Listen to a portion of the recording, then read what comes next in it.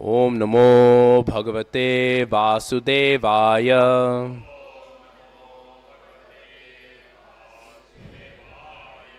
ओम नमो भगवते वासुदेवाय।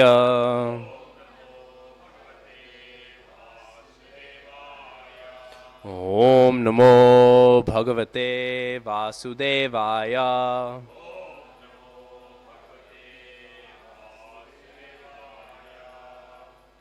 So, reading today from Grantharaj Srimad Bhagavatam, Canto 4, Chapter 11, Text 1.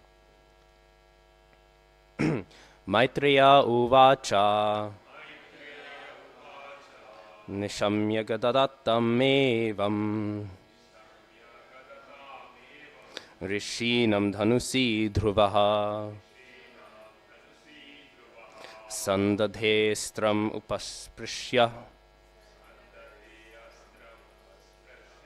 yannarayana nirmitam. Maitreya uvacha nishamya gadatam rishinam dhanushi dhruvaha sandadhestram upasprishya yannarayana nirmitam. Maitreya uvacha nishamya gadatam rishinam dhanushi dhruvaha sandadhestram upasprishya yannarayana nirmitam.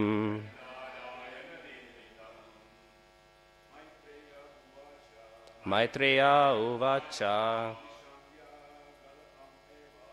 nishamya gadatam rishinam dhanushi dhruvaha sandadhestram upasprishya yannarayana nirmitam.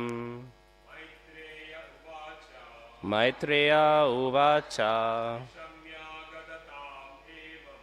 nishamya gadatam rishinam dhanushi dhruvaha sandadhestram upasprishya yannarayana nirmitam. Maitreya uvacha nishamya gadatam rishinam dhanushi dhruvaha sandadhestram upasprishya yannarayana nirmitam. Mataji.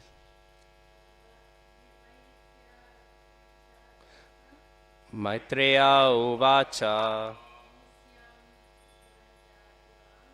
nishamya gadatam rishinam dhanushi dhruvaha sandadhestram upasprishya yannarayana nirmitam. Maitreya uvacha nishamya gadatam rishinam dhanushi dhruvaha sandadhestram upasprishya yannarayana nirmitam. Maitreya uvacha nishamya gadatam rishinam dhanushi dhruvaha sandadhestram upasprishya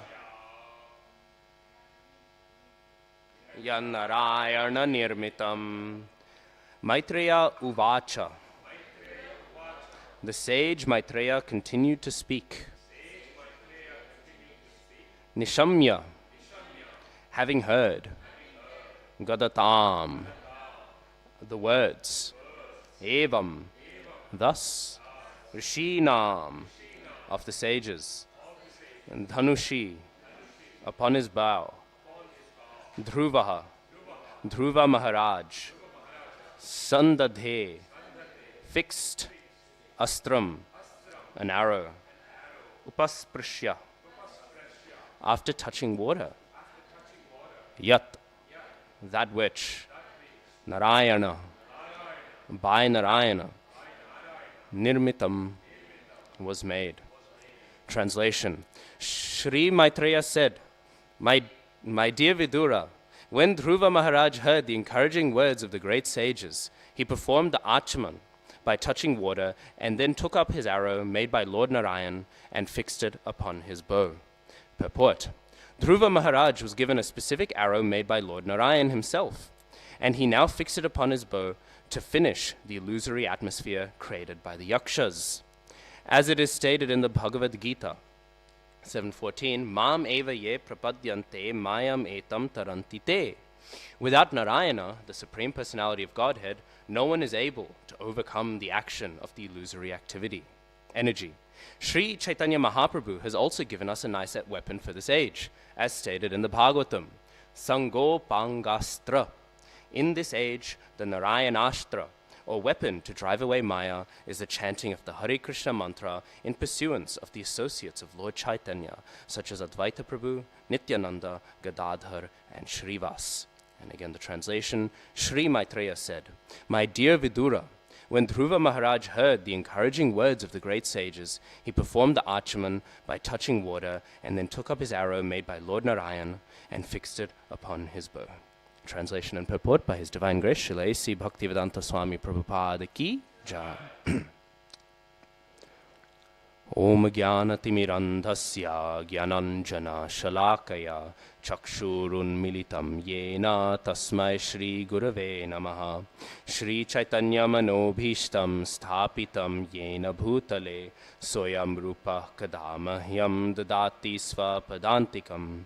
Vandeham Shri Guru Shri Yuta Padakamalam Shri Gurun Vaishnavamscha Shri Rupam Sagrajatam Sahagana Raghunathanvitam Tam Sajivam Sadvaitam Savadhutam Parijana Sahitam Krishna Chaitanya Devam Shri Radha Krishna Padan Sahagana Lalita Shri Vishakhanvitamscha.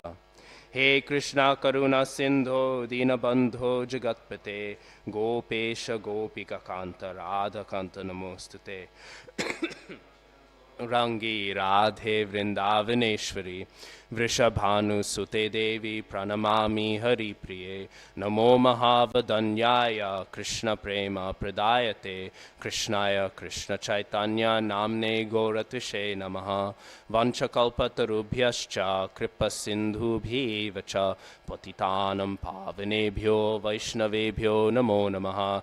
Jaya Shri Krishna Chaitanya Prabhu Nityananda Shri Advaita Gadadhara Shri Vasadi Gaur Bhakta Vrinda. Hare Krishna Krishna Krishna Hare Hare Hare Rama Rama Rama Hare Hare.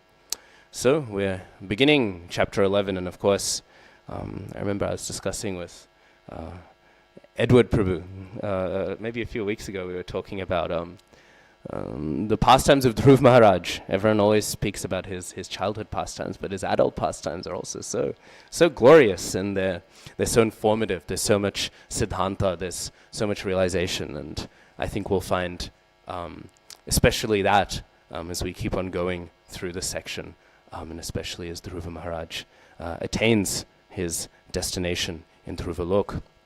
But we're seeing here, of course, that Maya means many things, and one of the things that Maya can be translated as is the propensity to measure. This is one of the ways we can understand what the word Maya means. Maya means to measure, to analyze, right?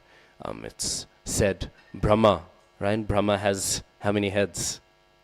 4 heads, right? And so we know Brahma very famously. He witnesses Krishna And what does he see? He sees Krishna eating with his left hand, right? And he thinks, how can this be the Supreme Personality of Godhead? This doesn't make any sense. Now we might think Brahma with his 4 heads would be able to figure out how Krishna is the Supreme Personality of Godhead. But instead we see, with his 4 heads and all of his intelligence, he is only confused, right? And they say, Brahma vimohan lila. Vi means especially, right? It's an intensifier in Sanskrit. And so if he had 1 head, it would have been the Brahma Mohan Lila. But because he has 4 heads, it's the Brahma Vimohan Lila. 4 times the intelligence means 4 times the confusion. And why does it mean 4 times the confusion? Because it's 4 times the measuring, the analysis, the breaking down of this world, trying to give some dimensions, some substantiality to this, what Prabhupada calls the phantasmagoria of names, this empty world, fleeting, here today, gone tomorrow. We are all trying to see how much how much a cloud of fog weighs. This is the endeavor of the person in Maya. And therefore Maya means to weigh. And how can this Maya be overcome? We're seeing here, Dhruva Maharaj, he's only able to pierce through the veil of illusion, through the weapon gifted to him by the Supreme Personality of Godhead. And then of course, Prabhupada, he makes a point that in this Kali Yuga we know if the Supreme Personality of Godhead appears, and he has appeared, he comes and he kills all the demons. But in Kali Yuga, if he were to kill all the demons, he would kill us all. And so instead, in this Kali Yuga, so mercifully, the Supreme Lord, he has appeared with his own weapon of the holy name, which is much more powerful than any other weapon. Because when we think about it, a weapon is powerful by its precision, right? A weapon is powerful with the exactitude by which it can achieve its goal. And another weapon, Krishna, he might have a chakra that will cut the head off a demon, right? Krishna might have all sorts of other weapons, right? And they'll kill the living entity. And of course, as we know, everyone Krishna kills, at the very least, they attain some sort of impersonal liberation. This is, of course, because when Krishna kills something, he doesn't kill anyone halfway, right? Krishna, he does the whole job, right? And so what it means is that when Krishna kills, he destroys, of course, the body, but he also kills the subtle impressions on the body. Baladev Vidyabhushan, he makes this point in his commentary on the Vedanta Sutra, and he makes a point that at the point of Krishna's killing of someone, this radical, complete destruction means that, what is the essential nature of the jiva? Jiber Shurup Hoy Krishna Nittodas, right? The nature of the soul is that it is a servitor of Krishna. The nature of the soul is Satchidananda, right? It is pure. Anything that is defiled on the soul is the material coverings which the soul identifies with. But when Krishna kills that, then none of that's there. None of the impressions of, I don't really like serving, none of that is there. Now, none of the positive impressions are there either, right? None of the impressions of service, of bhakti are present. So what happens? The soul in this pure state? Brahman effulgence, right? And of course, if some other thing is there, some other propensity, as we see with Putana, is there, then maybe a higher goal is attained. But this is why Krishna, by his killing, liberation, right? Complete destruction. There's nothing left. So in this way we see, with this level of exactitude, Krishna normally kills. But when he uses the weapon of his holy name, the weapon of his holy name, it goes right into the heart. It doesn't even kill the person. It just kills the demonic aspects, right? And so the holy name is the greatest of all weapons. Other weapons, yes, they'll kill the demonic aspects, but they'll kill the rest of the person as well. But the holy name, with such precision, goes and it conquers the individual. And so we see, this is the nature of the holy name. And of course, Srila Prabhupada has written, it is in pursuance of Sri Krishna Chaitanya Mahaprabhu that we may chant the holy name. Chaitanya Shrishti Prema Sankirtan. This is what Krishna's Kaviraj Thakur records. Prem Sankirtan. Sankirtan together. Of course, we know in Sanskrit, sam means together, Kirtan means, of course, glorification of the Supreme Personality, right? So Sankirtan is when we are doing Kirtan together. Prema Sankirtan is when we are doing it either with Prem or, in my case, in pursuance of Prem, hoping to one day taste Prem. But some can mean something else. Some can also mean completion. It can also mean perfection. And so Prem Sankirtan is not just Sankirtan that is done together. It is the most perfect of Kirtan. And what is that Kirtan? It is the Kirtan of the chanting of Hare Krishna, Krishna Krishna, Hare Hare, Hare Rama, Rama Rama, Hare Hare. This is Sankirtan, some meaning perfection, and also meaning together. Prema Sankirtan, and what is it? It's Chaitanya Shrishti. It is the creation. Shri Krishna Chaitanya Mahaprabhu. So, it is under the guidance, under the mercy of Chaitanya Mahaprabhu that we are able to engage in Sankirtan, perfected Kirtan, Prema Sankirtan. And of course we know this is the nature of Chaitanya Mahaprabhu's pastimes. Of course, Chaitanya Mahaprabhu, he takes sannyas, and by taking sannyas, he becomes a new bhakt, we can say, right? Bhakta Nimai gets initiated. And Bhakta Nimai gets initiated and he becomes known as Sri Krishna Chaitanya, right? Took a quick pathway to sannyas, right? And of course, being a new bhakti, he has the strong desire. I keep hearing the glories of Sri Vrindavan Dham. I want to see the Dham.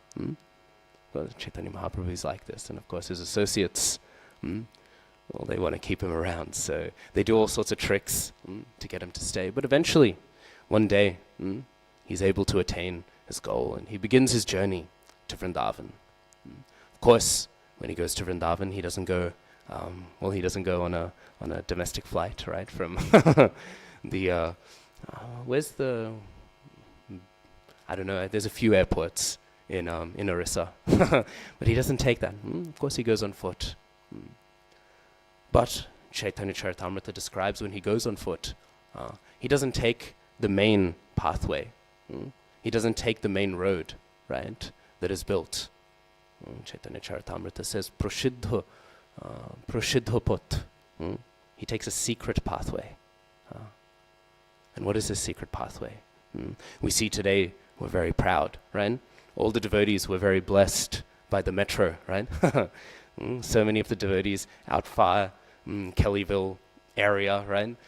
So far away otherwise, but now they can come so quickly, right? And so we're very blessed by the infrastructure that modern civilization brings. And of course, at the time as well, the governments, they're rolling out infrastructure, and so there's this very nice main road that most people took in order to go to Vraj, in order to travel there.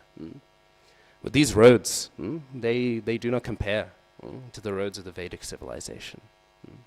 And it is this road that Chaitanya Mahaprabhu took, not one of the newer roads, these majestic works of architectural or engineering prowess, but instead Prasiddhopot, one of the old secret roads.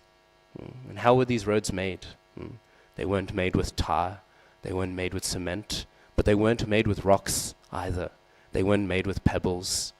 They weren't made by clearing land away in order to fit masses and masses of people. These old pathways that people used to walk on, right? They were made by the repetitive footsteps of sages and sadhus and all of these people over thousands of years walking these same ways in pilgrimage as their feet repeatedly touch upon these pathways. These roads, they are carved. And so they're simple roads. You can see them. Even if you go to Vrindavan, although less and less these days, but even if you go to Vrindavan today, you'll see that there are these dirt pathways that are made by devotees walking again and again and again in these routes. And so in this way, Sri Krishna Chaitanya Mahaprabhu, he follows one of these routes, one of these hidden routes. And as he goes, he passes through a forest. Does anyone know which forest is this that he passes through? A little bit of trivia. In Jharikanda, right? the Jharikanda forest. As he goes through, what is he doing? What is Chaitanya Mahaprabhu doing as he's going through this forest? Chanting. He's chanting the holy name of Krishna. And as he's chanting, what happens? With all of his chanting, all of the tigers, they start following him. They're so attracted, right? All of the beasts of the forest, they follow him. And what happens is Balabhadra Bhattacharya, who's been who's been assigned to follow him, he noticed, there are all these majestic beasts. They're all following us, and he thinks, so much for my long, illustrious life in bhakti, It's game over for me. We're being stalked. We're being hunted by the animals. Now we are the prey. But Chaitanya Mahaprabhu, he's not worried. He's not concerned. Instead, he continues to chant and chant. And as he chants, these animals, they come closer. And they too engage in the chanting and in the dancing. Right? Balabhadra Bhattacharya, he's completely bewildered. He thinks, I was completely afraid. I thought I was going to die. Right? And we see here, this is the power of the chanting of the holy name. That which gives us so much fear. That which gives us so much concern. So many things. We have so many anxieties. We have so many fears, right? Oh no, my fear right now is getting my assignments handed in on time, right? That's my big fear, right? But we all have so many fears, no matter what ashram we're in, no matter what varna we're in, right? We have all so many fears, we have so many concerns. But when we take shelter in the chanting of the holy names, they're nothing to be worried about, right? If we chant very purely as Chaitanya Mahaprabhu did, all of those worries will chant with us, right? This is the glories of the chanting of Hare Krishna. And so in this way, Mahaprabhu, with his chanting, all the animals join in.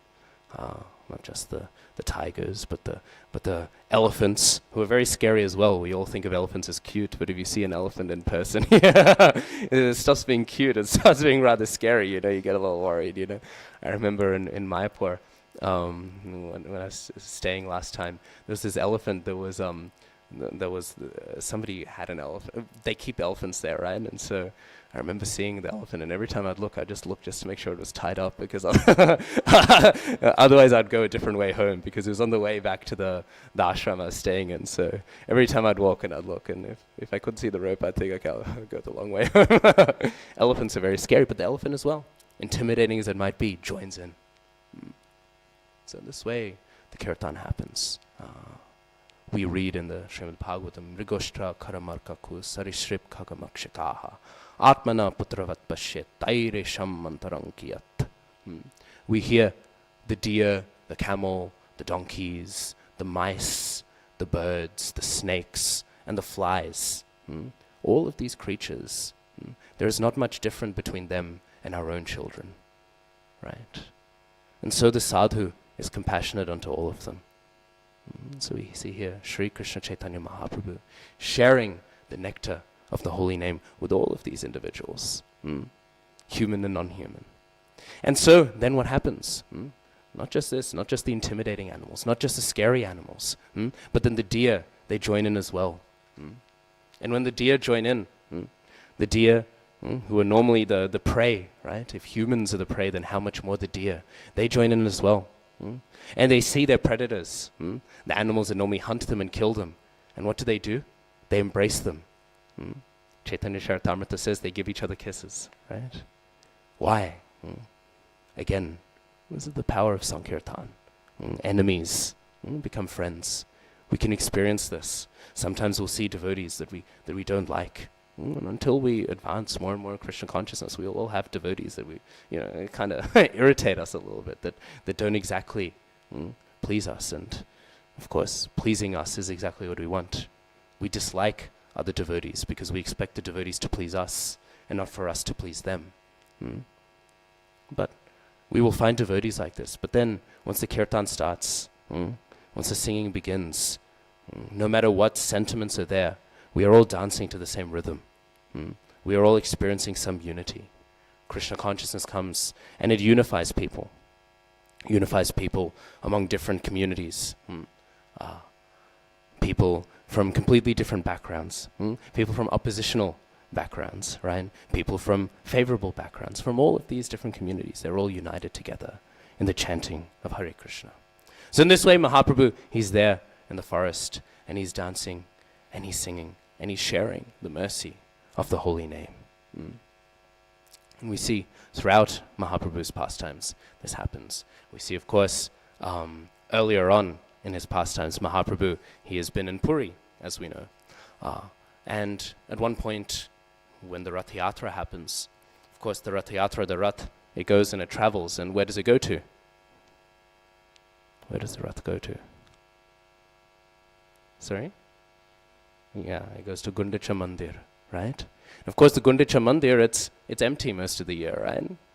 And so it's a little bit dirty, and it's a little bit cobwebby, right? And it's not so clean. It needs a renovation. It needs a bit of a cleaning. And so Sri Krishna Chaitanya Mahaprabhu, he summons and calls for the superintendent of the temple commander of the Gundicha Mandir. And Prabhupada, he writes, he translates directly, that Chaitanya Mahaprabhu begs to be able to clean the mandir, right? He doesn't request, he begs for it. I'll never forget, I heard Kadamba Kanana Maharaj, he gave this whole class just on this concept that Mahaprabhu begged to clean the mandir. And at the end of the class, I remember Maharaj, he said, if the Supreme Personality of Godhead himself finds menial service so valuable that he would beg for it, then what should we do in order to attain menial service, right? If God himself is willing to beg, please give me this opportunity to clean the temple, then what should we think? What should we do in order to get the opportunity to do some menial service, to clean something, to serve the Vaishnavas? So in this way, Chaitanya Mahaprabhu, he begs. He begs for this opportunity, and then he goes with all of his associates, and all together they clean the temple. They clean it once, taking every single bit of straw, every single bit of dust, and they make big piles out of the temple. Then Mahaprabhu says, okay, once is not enough. Another time. And then they go again, and they look for the tiniest little particles. They look for the tiniest little things, and they take those, and then they clear it out again. And then after this, they bring the buckets in order to wash the temple. And what happens? How do they call for a bucket? They say, Krishna, Krishna. And then another person says, I've received the bucket, by saying, Krishna, Krishna. And then in this way, they're cleaning the whole temple and they're pouring water everywhere. Now, of course, there's something very deep to this. Why are they cleaning this temple? We already said, Rath Yatra, right? Krishna, he is coming into this temple. Krishna, he's coming, and he's coming in order to enter. And in order to enter, the temple must be clean. So too, if we wish, there's that bhajan everyone likes, Momo Mono Mondire, right? They say Bhaktivinoda Thakur wrote it, but actually it has none of the qualities of, not as in a bad way, but it doesn't have the features that Bhaktivinoda Thakur's bhajans normally have. So actually it's an anonymous bhajan. But we hear people say, Krishna, enter into the temple of my heart, right? But what must happen to the temple before Krishna can come and enter into it? It must be clean. And not just a rudimentary cleaning. Mahaprabhu has everyone clear out all the dust, all of the twigs, everything. He has them cleared out twice. And then he gets the water, right, to wash it out. So this shows us the heart must be cleansed before Krishna can appear. Shrinvatam sva katha Krishna. Punya Shravana Kirtana, Hridyantasto Hyabhadrani, Vidhunoti Suhritsatam, right? The heart must be cleansed. Cleansed by what? The hearing of Krishna Katha. Punya Shravana Kirtana. So, by hearing Svakatha Krishna, right? Not just any Katha, right? But Svakatha. The exact katha, the personal katha of Krishna. By hearing this, then we can cleanse our hearts. And then, of course, what else do we see? The temple is cleansed by all of them passing all the items around and summoning them by saying, Krishna, Krishna, Krishna, Krishna. So, hearing katha, chanting the holy name, hearing the holy name, all of these things are required in order to cleanse our heart. But then there's one final thing. Because who is present in the temple cleaning it? Sri Krishna Chaitanya Mahaprabhu. We must accept the mercy of Chaitanya Mahaprabhu. We must invite Chaitanya Mahaprabhu into our hearts.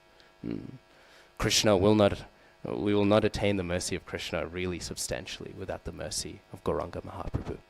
And so with the mercy of Gauranga Mahaprabhu, chanting the holy names, hearing Krishna Katha, hearing the holy names and hearing Hari Katha, in this way the heart will be cleansed, and then maybe Krishna will be able to arrive in it.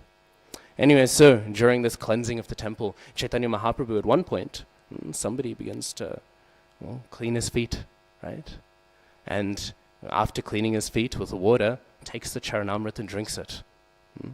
Chaitanya Mahaprabhu internally is very pleased, but externally he's not very pleased. Chaitanya Mahaprabhu, he's manifesting the pastimes of Acharya. And so he wants to show the humility of the sadhu, right? And so externally he says this is bogus. Internally, of course, he's pleased. He's the Supreme Personality of Godhead, and this person has acknowledged that, has relished that. But externally he's not pleased. Of course, we know at that time in India, all the Mayavadi sannyasis, they would all be greeted. How would they greet each other? Narayan, Narayan. People would say like this. Why? Oh, because you are Narayan. You have realized that you are Narayan, right? And of course, all of them would say, yes, I am Narayan. There was only one sannyasi traveling around at the time who would say, no, I'm not Narayan. And that was a sannyasi that was Lord Narayan. Sri Krishna Chaitanya Mahaprabhu. So in this way, Chaitanya Mahaprabhu becomes very upset. And he says, what are you doing? You're bogus. And then of course he calls for Sarup Damodar, and he tells Sarup Damodar, he says, Tomar Gorya, your Gorya. Your Gorya is bogus. Get him out. And of course then they take him, they kick him out. But there's something interesting here. Tomar Gorya. Srila Prabhupada makes a big deal actually out of this verbiage, this phrase. Because what did we read in the purport? It is not simply by following Chaitanya Mahaprabhu.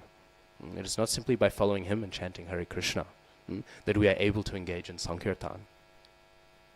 It is by following Chaitanya Mahaprabhu in pursuance of one of his associates, Advaita Acharya, Gadadhar Pandit, Nityananda Prabhu.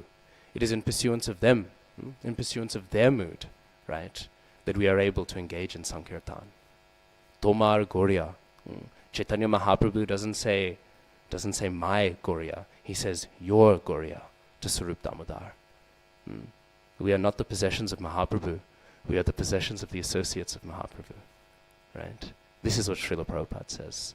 Because what do we know of Sri Krishna Chaitanya Mahaprabhu? What has Chaitanya Mahaprabhu given us? On the one hand, he's given us everything, Prema Sankirtan. On the other hand, what has he told us about himself? 8 verses, Shikshashtakam, Cheto Darpanam Marajanam, right? Maybe a few other verses here and there are claimed by different people. At the most, 10, 12, right? But let's stick with the 8. 8 verses. What do we know of Chaitanya Mahaprabhu from 8 verses? But then, we take the writings of Vrindavan Das Thakur. We take the writings of Krishna Das Kaviraj Goswami, right? And then we have volumes and volumes, right? Pages and pages of knowledge about Chaitanya Mahaprabhu, right? And then we take the commentaries of Bhaktivinoda Thakur, Bhaktisiddhanta Saraswati Thakur Prabhupada, our Bhaktivedanta Swami Srila Prabhupada. We take all of those commentaries and then we think, how much then do we know of Chaitanya Mahaprabhu? So what can we know about Chaitanya Mahaprabhu so boldly approaching him on our own? But how much can we know when we humbly submit and surrender to an associate of Mahaprabhu? And an associate of Mahaprabhu doesn't just mean Advaita Acharya, Gadadhar Pandit, right? And Nityananda Prabhu. All of the Acharyas in our Gauriya Vaishnav Guru Varga, they are all associates of Mahaprabhu. We should never think that the pastimes of Chaitanya Mahaprabhu have ended. Because we are all engaging in that same kirtan that Chaitanya Mahaprabhu began. So long as that kirtan continues and continues going on, we are all somehow or another, we are like in the Chaitanya Charitamrita when it talks about Mahaprabhu and all of his associates going and preaching, and then they'll say, and then the whole village joined in. We are like, and then that whole village, right? We are some tiny conditioned soul that somehow or another engaged into the pastimes of Chaitanya Mahaprabhu. But the great sadhus, the great acharyas, they're all directly participating and unfolding these pastimes. So in this way, Tomar Gauriya.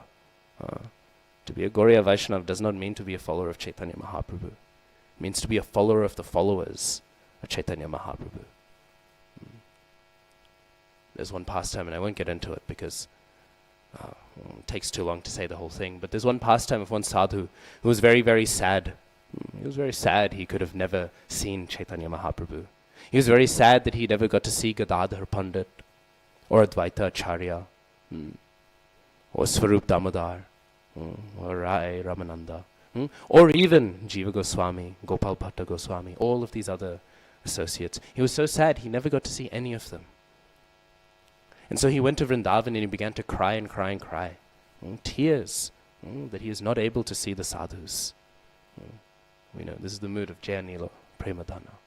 Right? And so in this way he cries and cries and cries, and then at one point he has a mystical vision. Right? He loses consciousness. And in it he sees right in front of him, he's no longer in Vrindavan, he's in Mayapur. The Jamuna has turned into the Ganga. And he sees right across Chaitanya Mahaprabhu, Advaita Acharya, Nityananda Prabhu, all of them engage in Sankirtan. And witnessing all of them, he becomes so happy, and he runs right up to Chaitanya Mahaprabhu. And he says, "Oh, Chaitanya Mahaprabhu, I've longed for this day for so long." Mahaprabhu says, "Who are you? I don't know who you are." And he takes him and he throws him to Nityananda Prabhu. Nityananda Prabhu, he looks at him and he says, "Who is this guy? I don't know him." And he takes him and he throws him to the feet of Advaita Acharya. And then Advaita Acharya looks at him and he says, "Who is this guy?" And he takes him and he throws him to the feet of Gadadhar Pandit. And Gadadhar Pandit says, "Who is this guy?" And he throws him to the feet of Rup Goswami. And like this, they're all throwing him, until eventually he gets flung around all of the lotus feet of all of these associates. And then he gets thrown at the lotus feet of his spiritual master. And then at the lotus feet of his spiritual master takes him by the hand. And he walks up to Chaitanya Mahaprabhu and he says, "Mahaprabhu, this is my disciple." And then Mahaprabhu looks at him and he says, "Oh, I know who you are." "You are the person who has received the dust of the feet of all of my associates. Tomar Gauriya. We do not belong to ourselves." This is the other meaning, right? Not, "Here is the Gauriya Vaishnav. Oh, this Gauriya Vaishnav is bogus." Not, "This is Chaitanya Mahaprabhu's Gauriya." But neither is that Gauriya the possession of themselves. Tomar Gauriya. We are the possession of the Vaishnavas. This is who we are. Recently, we have a Bhagavatam reading group on Mondays, and we've been discussing Brahma. And we can see this in Brahma's pastimes. When Brahma is born, what is he born with? Nothing, right? What is surrounding him? Darkness, right? At the bottom, there's the lotus flower glowing with the effulgence of all the jivas, right? But besides him, there's nothing. Emptiness. He has nothing in his hand. The only thing he has is confusion and himself. And then what does he hear? The voice speaks ta, pa, right? Austerity. And with this austerity, what happens? Brahma, he engages in it, right? We know thousands of years of austerity he engages in. And then eventually, well, what happens? He has a spurti, right? An appearance of the Supreme Personality of Godhead. And what great benediction does he get from all of this austerity? Thousands of years of austerity. What great benediction does he get? He gets darshan of the Supreme Personality of Godhead, and then he gets an even greater benediction. No. You can say so, but that's one benediction. There's another benediction. Pardon? There's that one. The Bhagavatam. He gets to hear Srimad Bhagavatam. What a great boon. After all this austerity, he gets to hear Bhagavatam. And after hearing Bhagavatam, then he's engaged in service, and he creates the whole universe, right? There's a few siddhantas there. I mean, the one point is that if after hearing Bhagavatam, then the whole universe is created, we can know that Bhagavatam is greater than anything in this world, right? Because the creation of this world is following the hearing of Bhagavatam. So when we hear Bhagavatam, we're hearing something greater than anything else in existence, right? But we see something else. Brahma, he had nothing. And yet with nothing, he achieves the most valuable things in existence. He sees the Supreme Personality of Godhead. He hears the Srimad Bhagavatam, and then he's able to engage in the service of manifesting this whole world. With nothing, he's able to do that. And why is this? It's because with nothing, he is finally able to give something of value, which is himself. He is able to engage himself in tapasya. He's able to engage himself, to give himself fully to the spiritual path. And because of this, he's able to attain something that is valuable, more valuable than anything else, right? So here we see Brahma, he is showing the greatest value. That which purchases the most valuable things in the world is by emptying ourselves and giving ourselves. And therefore, Tomar Gorya, we are not our own possessions. We do not belong to ourselves.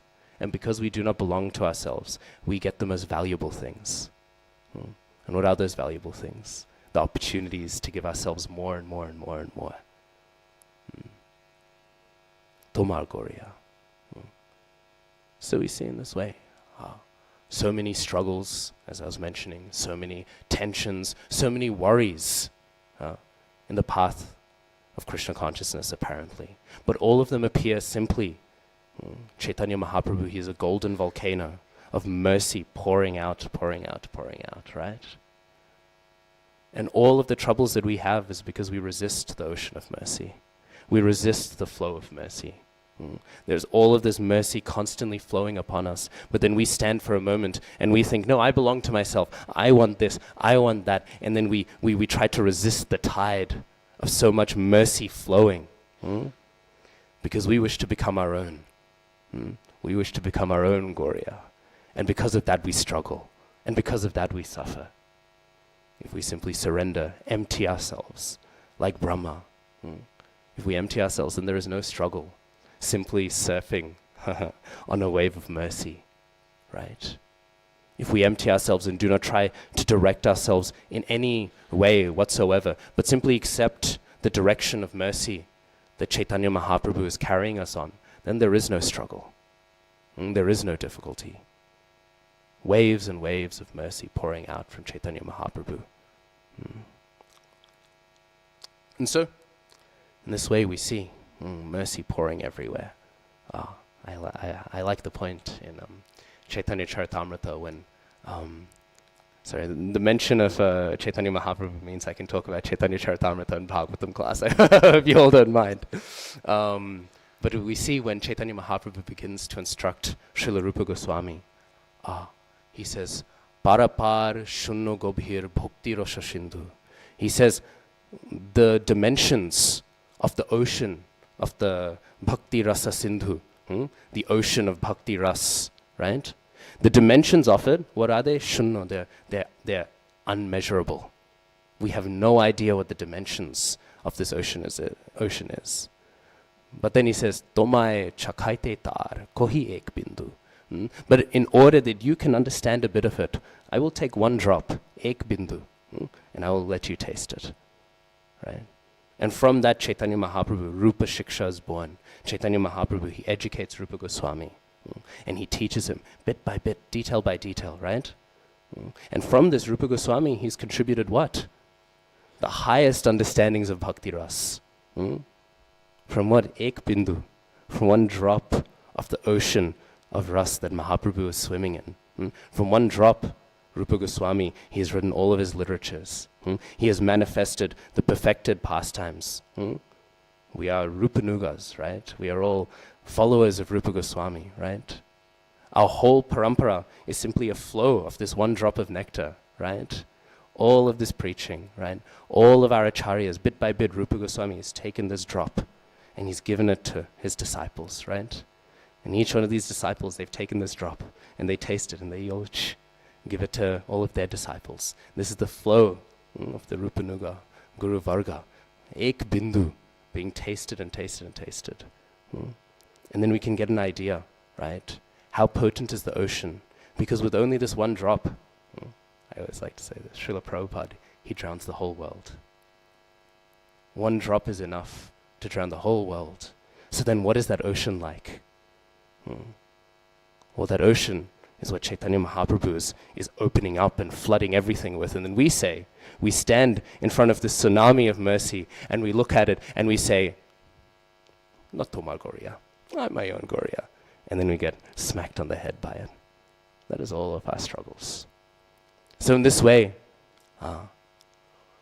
we must learn to surrender to the wave. And then if we surrender to it, then we can do something even greater. We can share it, right? This is what Sankirtan is. Sankirtan is not some selfish thing, right? That we taste this and then we do not share it. What does Brahma do after he hears Bhagavatam? Well, he tells it to Narad Muni, right? Maharaj Yayati, we know, perversely engaged in stealing his son's youth, right? In order that he can live longer and have more sexual fulfillment, right? And then at one point he realizes the emptiness of this and he gives the youth back and he has some realization. But what does he do with that knowledge? He shares it with his wife, right? When mercy is received, the only proper response is to then share that mercy, right? So once we surrender to the wave, the whole idea is we want to invite people in, right? This is Prabhupada's meditation, right? What further perfection does Prabhupada need? None. And yet Prabhupada is meditating. How can I share this Krishna consciousness with all of these people? Of course, when Prabhupada meditates on this, it's about strategy. When we meditate upon this, we should be thinking, how can I give Krishna consciousness to other people? I don't have it myself. I don't have any Krishna consciousness. How can I give it to others? I have to chant. I have to engage in sadhana. Why? So that I can get some Krishna consciousness so I can give it to others. When we think, how can I share it? We should think, how can I one day have some that I can share? Right? This is the nature of Krishna consciousness. I was actually talking to one youth. He's 17 years old.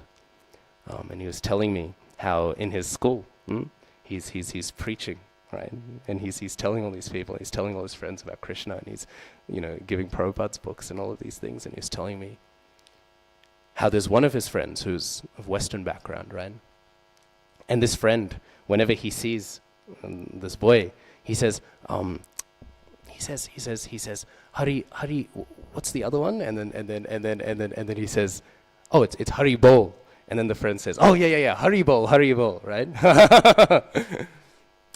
And I remember when he was telling me this, this is so ecstatic, right?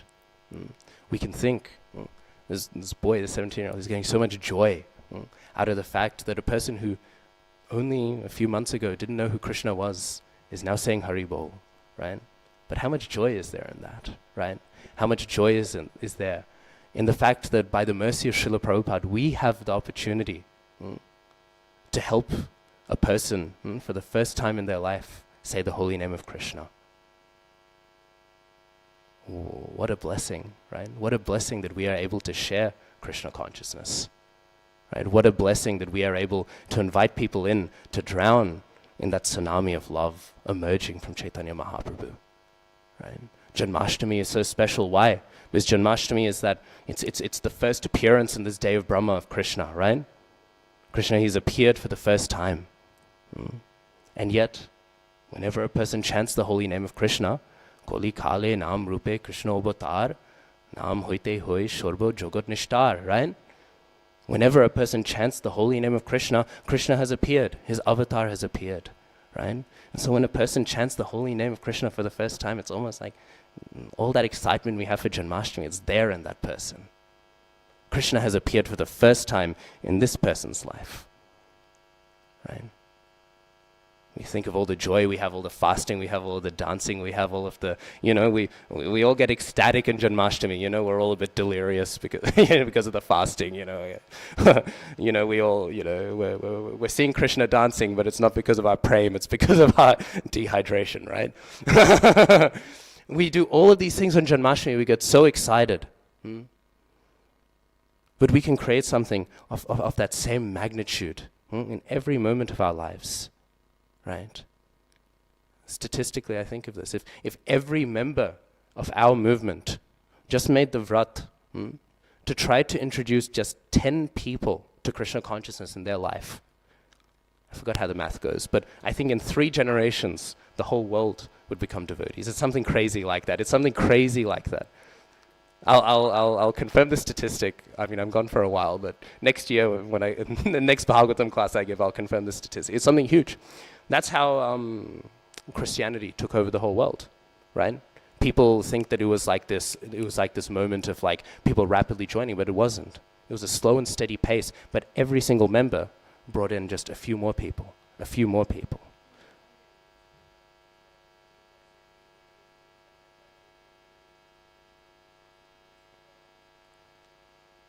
Exactly, right? Like this, just gradually, and then it incrementally grows. Because then if each one of those people brings in their own 10 people, like this. So if we simply take that opportunity to think, this is how Krishna consciousness, it can take over the world. It can spread everywhere. And if it takes over the world, well, what will it do? It'll just serve everyone in the world, right? So this is the opportunity we've been afforded by Srila Prabhupada. That we can share Krishna in such a way. And again, it was so inspiring to me just to see how much joy this 17-year-old kid doing his HSC gets from the fact that these people are now saying Krishna for the first time. We can be a conduit for that. That is all the mercy of Srila Prabhupada. So in this way, this preaching of the Sankirtan mission, it is so essential, yes, right? It is so essential for our sadhana, right? For us to progress, for us to grow in bhakti, right? It is so essential. But it doesn't even need to be essential for us all to want to engage in it. It is such a special and joyous thing that we are able to share Krishna with someone, right? So, I guess that's my Sankirtan point, right? Sankirtan, on the one hand, it's relishing the holy names, right? It's relishing the name of Krishna. It's releasing ourselves from struggles and pains and sufferings and miseries. It's all of that. Even higher, it's purifying our hearts so that Krishna can enter into it. But almost in the highest sense, it gives us the opportunity to let Krishna enter into the hearts of others, to let us share Krishna. This is the beauty of Sankirtan. This is the beauty of the movement of Sri Krishna Chaitanya Mahaprabhu. Anyways, I was planning on speaking about the different associates, but we got stuck talking about Chaitanya Mahaprabhu. Worst things to be stuck talking about. So, okay, any questions quickly? Yes.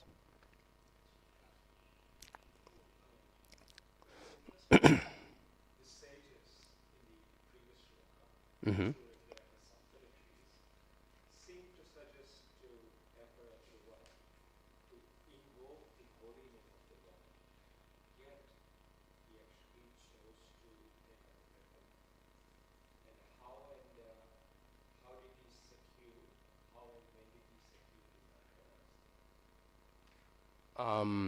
I'm not off the top of my head. I wouldn't know the pastime of how he obtains it. In terms of taking shelter of the holy name, he's doing Achaman, right?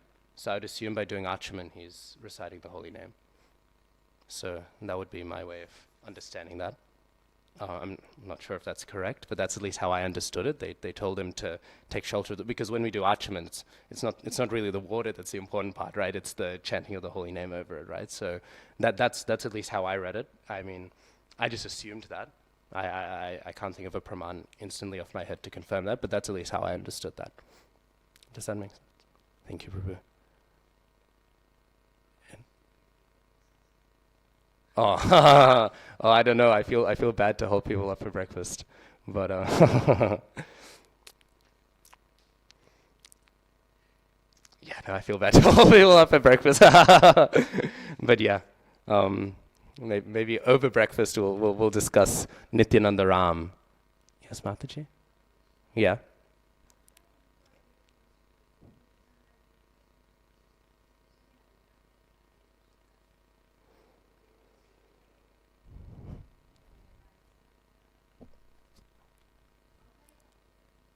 So preaching is not trying to convince someone, right, of Krishna consciousness. Preaching is sharing right? Preaching is sharing. Prachar ultimately is sharing. Sankirtan, again, we're doing it together. We are sharing something with people. So when we preach, it's not that we are there and we are trying to convince them to chant Krishna or to take up to Krishna consciousness. Preaching is an invitation. I have something that is very blissful. I would like for you to taste this as well. And that looks different for different people. For people who are receptive, that you can just go up and tell them, I'm tasting something very nice, chanting Hare Krishna. You should chant Hare Krishna as well. For that sort of person, we would speak directly. But if somebody is alienated by that, still somehow or another, by hook or by crook, we have to intrigue the person to be open, right? Prabhupada, sometimes when he would go and he would, visit places where the people weren't favorable, right? There's famously one temple where the landlord, she hated the devotees because, they're loud and getting up at too early in the morning and blah, blah, blah. And when Prabhupada came, Prabhupada went, and when he spoke with her, he just spoke to her about how she was maintaining her garden, right? He didn't even speak about Krishna, right? On the one hand, that's because she didn't have the adhikar, right? The qualification to hear. But on the other hand, afterwards, she said, I really hate those Hare Krishnas, but their founder, he's a really nice guy. Their guru, I have a good view of him, right? And so the idea is Prabhupada there, he's showing very expertly. The preaching means if a person's not favorable, or even if they are favorable, that they will see you and they will think, wow, there's something about this person that I find appealing. There's something about this person, the way that they live, the way that they act, that is different to everyone else. And it should be. As devotees, we should be different to everything else. Bhakti is the internal potency of the Lord entering into the external potency. Obviously not touching, but that's what it is. There should be a radical difference in our lives the more and more we come to adopt the path of bhakti, right? And so people should see, this person is different to other people, right? This person has something, right? And by that intrigue, they'll want to know. So if the person is directly receptive, we can tell them directly, right? If not, we should act in a way that they become interested, that they become curious, right? The preaching ultimately is not even the philosophy. We are preaching ourselves. We ourselves are the message, right? That here is something substantial. Here is something tangible. So how do we do it? We try to go deeper into our sadhana. We try to go deeper into our practice so that when people meet us, they notice there's something different about us and then they become intrigued. Bhava Vibhushan Prabhu, I remember one time when I went on book distribution with him, I remember one person walked up to him. He didn't even walk up to this person. One person walked up to Bhava Vibhushan Prabhu and said, whatever you're doing, just, take some of my money, and then Bhava Prabhu said, why is that? And then this person said, in all of Pitt Street, you're the only person who's smiling. Right? We have to somehow or another stand out of the crowd. Not in an attention-seeking way, not in a disruptive way, not in a disturbing way, but in a way that surprises people, that intrigues people. Hari Bhakti Vilas says, sorry, I'm rambling with your question, but it's just a nice question. Hari Bhakti Vilas says that the true guru is beautiful. Of course, this can't mean materially, physically. I mean, that would be so shallow, Gopal Bhatta Goswami's done all this sadhana, and then he says, you have to be handsome. No, that makes no sense, right? It means beautiful, attractive, right? And we think about this. We think of the devotees we know, like really advanced devotees we know. By all material considerations, they shouldn't be beautiful, right? Maybe they're elderly, maybe they're, their features might not be once conventionally beautiful. But we think of the face of the Vaishnava and we think, how beautiful are the devotees, right? So we have to be transcendentally appealing. And if we're transcendentally appealing somehow or another, then people will be intrigued. We should live in a way that people want to be interested in Krishna. Okay. Sorry for the long answer to that. Grantharaj Srimad Bhagavatam ki jai, Srila Prabhupada ki jai. Nanta Koti Vaishnava.